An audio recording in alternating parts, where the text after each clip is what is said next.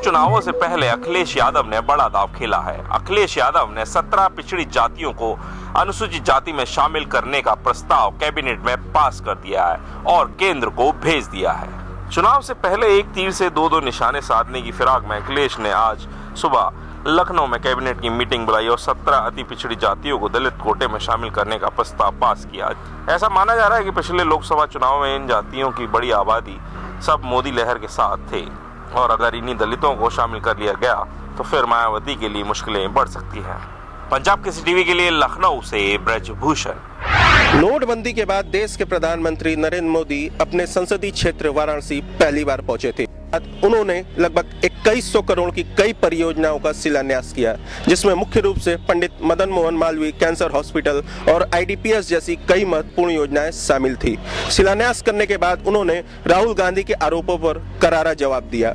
उन्होंने कहा कि राहुल गांधी आजकल बोलना सीख रहे हैं, इससे उनके भूकंप की संभावना खत्म हो जाएगी और ये भी कहा कि इस पैकेट के अंदर क्या है सबको पता चल जाएगा।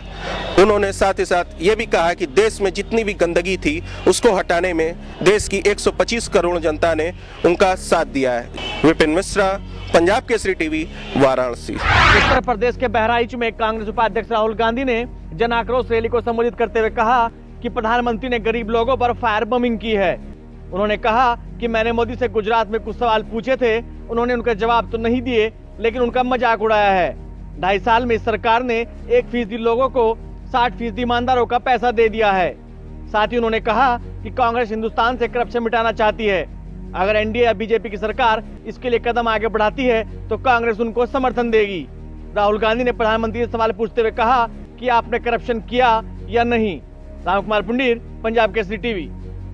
केंद्रीय जल संसाधन मंत्री उमा भारती ने कहा कि वह सबसे निकम्मी सांसद है। उन्होंने कहा कि वह अपने संसदीय क्षेत्र में सबसे कम गई हैं। अखिलेश पर तंज करते हुए उन्होंने कहा, मेरा बाप मुख्यमंत्री नहीं था, मेरे परिवार में कोई मुख्यमंत्री या सांसद नहीं था। इसके बाद भी मैं अपने दम पर चुनाव लड़ी और जीती। मैं बाहर से झांसी आई और सपा को हरा दिया। वो कहें तो यहाँ से दोबारा चुनाव लड़ लें और मैं उन्हें हरा दूंगी। उन्होंने राहुल गांधी के बयान पर तंज कसते हुए उन्होंने कहा कि पीएम द्वारा बार बार कपड़े बदलने जाने के बयान पर पीएम से राहुल जलते हैं। वहीं उमा भारती ने कहा कि राहुल नहीं चाहते कि गरीब भी अच्छे सूट पहने। उन्होंने कहा कि राहुल कहे तो मैं उन्हें 2-4 सूट भिजवा दूं। अभिषेक सोन, पंजाब केसरी टीवी। उत्तर प्रदेश के संसदीय कार्य मंत्री आजम खान ने प्रधानमंत्री नरेंद्र मोदी के मुरादाबाद में दिए गए उस बयान पर कटाक्ष किया, जिसमें उन्होंने कहा था कि वे लोग मेरा क्या कर लेंगे, मैं तो फकीर हूँ, झोला उठाऊंगा और चल दूंगा। आजम खान ने कहा कि झोले की तलाशी के बिना कैसे चले जाएंगे प्रधानमंत्री। सदन में भारतीय जनता पार्टी सदस्यों के बुलंदशहर कांड को लेकर किए जा रहे नारेबाजी के बीच आजम खान ने कहा कि साथी मेरा इस्तीफा मांग रहे हैं। मेरी कोई गलती नहीं थी, मैंने तो मुरादाबाद में बादशाह के भाषण का जिक्र किया था। उन्होंने कहा कि मैंने कहा था 2 साल में 10 करोड़ का कपड़ा पहन लिया, बिना झोले की तलाशी दिए कैसे चले जाएंगे। कैमरामैन राहुल के साथ शिवनंदन साहू, पंजाब केसरी टीवी, लखनऊ।